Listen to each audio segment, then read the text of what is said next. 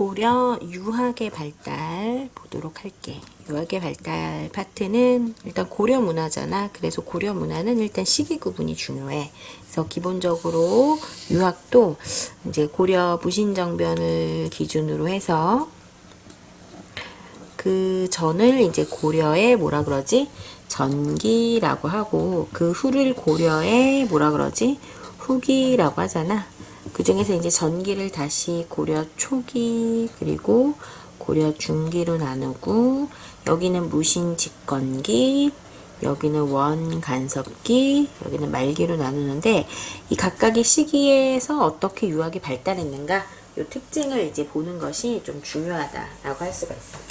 이제 먼저 초기에 보도록 할게. 초기에 이제 일단은 초기 시대 때 왕들은 이 유학을 통치 이념으로 장려를 했어. 그래서 그 태조 같은 경우는 유교의 민본 사상, 그렇죠?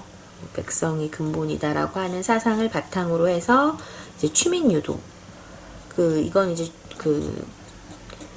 태조의 정책에 나왔지만 세율을 10분의 1로 줄였죠. 그래서 백성을 수치함에 있어 도가 있어야 된다라는 취민 유도를 했는데 이게 유교에서 나온 민본 사상에 따라서 행동한 것이다 라고 할 수가 있어. 이게 나와줘야 돼. 그치? 또한 그 유교를 진흥하기 위해서 유교를 더 발달하기 위해서 서경에 뭐를 세웠다? 학교를 세웠다. 그러니까 문제에서는 이제 이거 한 사람이 누구냐? 문제에서 물어보면 아, 태조요? 이렇게 나와주면 되는 거지. 민본주의 사상으로 취민 유도했고 서경에 뭐를 세웠다? 학교를 세웠다. 그 다음에 이제 초기 때 이제 광종은 무엇을 했느냐라고 하는 걸 봤더니 광종은 그 유교적 소양을 가진 사람을 과거 시험을 통해서 뽑았지. 그래서 과거제를 실시해서 유학과 관련된 통치 질서를 폈고 그 다음 이제 성종 같은 경우는 알다시피 뭐를 세웠어? 유학 교육기관이라고 할 수 있지. 국자감이라고 하는 걸 세웠는데 이 국자감은 유학도 가르쳤지만 율학, 법률, 서학, 서예, 그치? 그 다음에 산학, 그치? 수리, 산수 뭐 이런 걸 얘기하는 거지. 이것도 같이 가르쳤는데 이걸 바로 무슨 학이라고 하냐면 기술학이지. 그래서 초기의 국자감은 유학과 모두 같이 가르쳤다. 기술학도 같이 가르쳤다라고 하는 게 이제 중요해. 유학만 초기에는 가르친 게 아니라 기술학도 가르쳤어. 자, 그래서 이제 각각 왕, 민본과 서경 학교 세운 건 태조, 과거제는 누구다? 광종, 국자감을 세운 사람은 바로 누구다? 성종 잡아내주고 이 초기 때 대표적인 유학자가 바로 누구다라고 할 수가 있냐면 최승로지 시무 28조라고 하는 개혁안을 얘기했잖아. 그래서 초기 유학의 성격은 사회 개혁을 위해서 등장했기 때문에 자주적이면서 어떻다? 주체적이면서 개혁적이다라고 하는 말이 나와. 그래서 초기 유학의 성격은 최승로라고 하는 유학자가 대표적이고 자주적이고 개혁적이었다. 괜찮지? 자, 그 다음 이제 고려 중기 때의 유학과 관련돼서는 고려 중기 때는 이제 문벌 귀족 사회가 됐다라고 할 수가 있어. 대표적인 유학자가 이제 최충이라고 하는 사람이고, 하나가 이제 김부식이라는 사람이지. 최충이라고 하는 분은 일단 그 문벌 귀족의 그 관문이라고 할 수 있는 과거 시험에 지공거라고 해서 과거 시험 감독관이었어요. 그래서 이제 이 사람은 문벌 귀족은 일단 되려면 과거를 봐서 공부를 많이 해야 돼. 뭐 이런 얘기를 많이 했던 사람이죠. 그래서 이제 중앙 집권적인 그 귀족들이 정치에 유교 경전을 많이 공부해서 귀족 정치 해야 된다라고 주장했던 사람이. 문벌 귀족 중심의 정치를 강조했던 사람이 최충. 김부식은 이제 이자겸의 난과 그 다음에 금의 사대관계 압력에 대응했던 대표적인 개경파 귀족이에요. 그렇죠? 그래서 얘는 이제 굉장히 어려운 걸 겪었잖아. 이자겸의 난이라든지, 아니면 금과의 어떤 압박이라든지 이런 걸 겪게 되면서 정권 안정, 유지, 그치? 현실에서 이제 안정을 취해야 된다. 불안정한 게 너무 심했던 거죠. 이런 것들을 강조했던 게 김부식이죠. 그래서 이제 일단은 최충, 김부식 나오면 시기적으로 어느 시대? 고려 중기 때 유학자고 이걸 통해서 알 수 있는 고려 중기 때 유학의 특징은 굉장히 어땠다라고 하는 게 나와줘야 되냐면 보수적이다라는 거야. 보수적. 현 체제를 자꾸 어떻게 하려고 하는 거야? 유지하려고 했다라는 거죠. 보수적이면서 현실 안정적 이런 거 나오는 거죠. 이런 성격을 갖고 있는 것이 바로 뭐다? 중기 때의 유학이다. 자, 근데 이제 중기 때는 또 시기적으로 꼭 알아둬야 되는 게 이 최충이라는 사람이 지공거를 그만두고 구제학당이라고 하는 그 학원을 냈어요. 이게 너무 잘 된 거야. 그래서 이 사람을 따르는 사람을 뭐라고 그러냐면 이 사람의 호가 문헌이거든. 그래서 문헌공도라고 불리면서 엄청 융성하게 되니까 이 사람을 따라서 학원이 생겨서 결국 학원이 12개나 생겼어. 그러니까 사학 12도라고 해. 즉 개인 학원이 엄청나게 융성하게 된 거예요. 그래서 사학이 크게 융성하게 되면서 이것에 대해서 우리도 이제 살아야 될 거 아니야.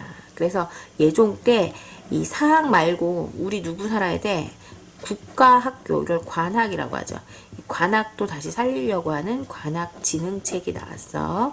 그 관학진흥책이 대표적인 뭐가 있냐면 여기 9개의 전문 강좌인데 여기는 칠제, 국자감의 칠제라고 하는 전문 강좌를 만들고 장학금도 줬어요. 국자감 공부 잘하면.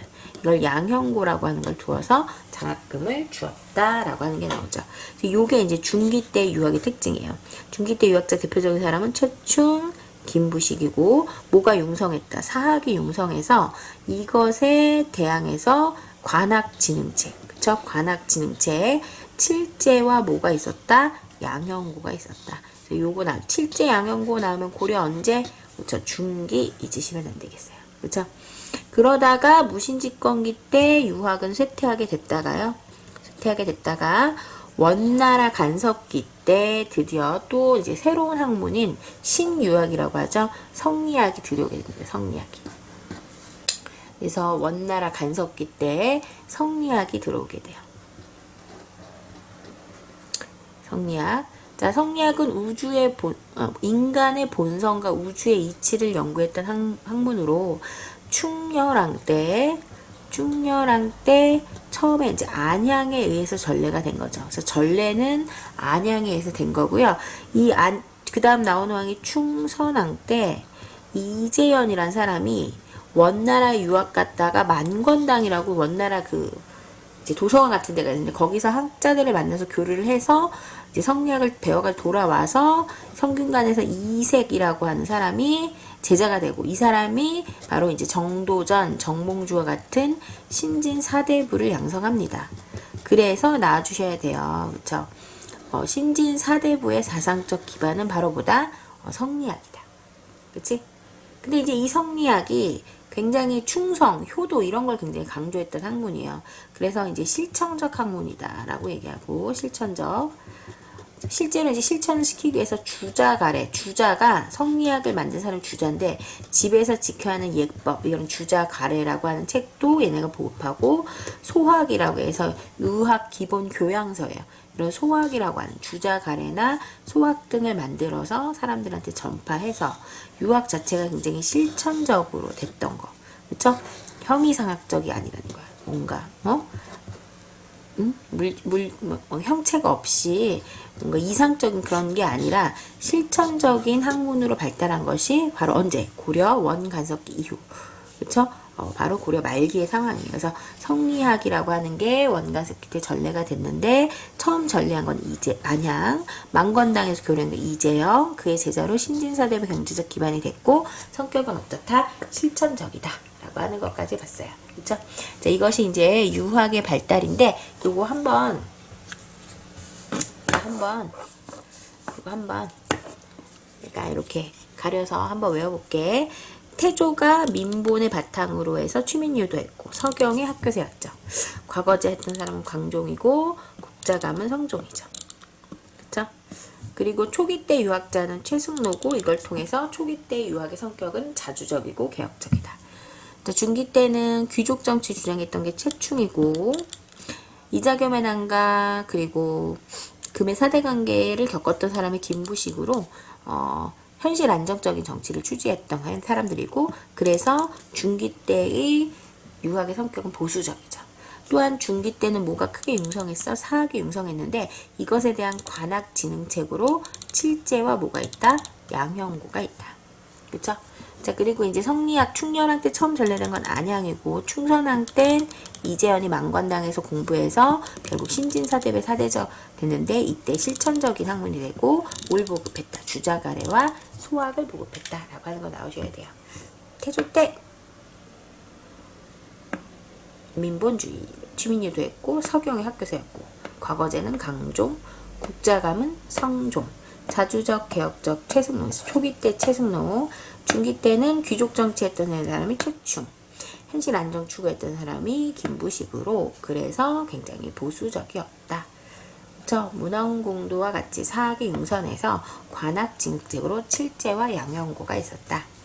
충렬왕이라고 하는 사람 때 안양이, 그쵸? 충선왕 때는 이재현이, 그래서 신진사대부의 기반이 됐고 실천적 주자가래와 소학이 발달했다 라고 하는 것까지 봤습니다.